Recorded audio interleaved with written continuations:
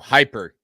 I think Hyper was the most slept on project ever, and I still don't think many people really understand what just happened.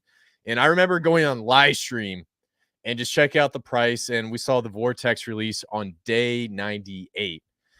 When that happened, I was looking at the price and I saw the hyper miners profitability slowly come into profit right around 2%. And I went on live stream and say, hey, hyper miners are in 2% profit. Something might pop off, be aware. And it basically went one ear out the other. And then next thing you know, they're in massive profit right now. So what's your reactions on hyper as of today?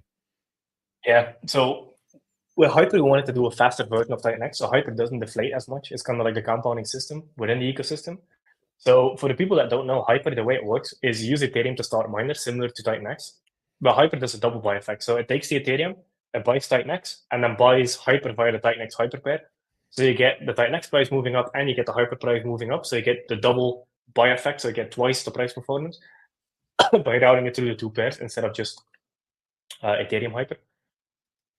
So and all of the miners that get started on Hyper buy TitanX first, and 20% of the TitanX that is bought gets burned. So it's the compounding thing within the TitanX ecosystem.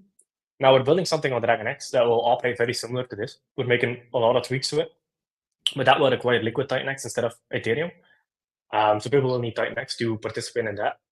And that could be a more extreme version of how Hyper operated, because now you have the lever asset of DragonX in the middle.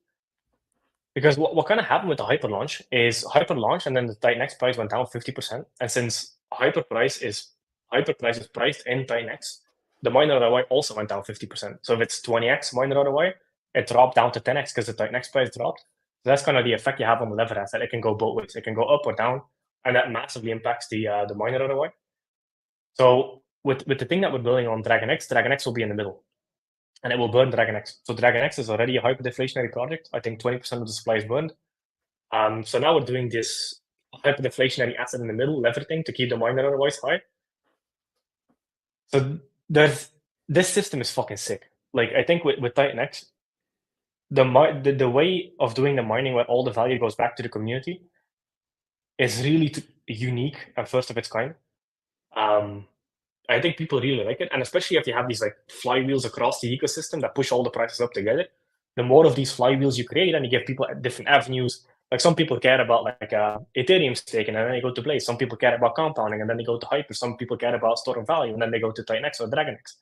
Like, we have so many entry points into the ecosystem, and whatever entry point people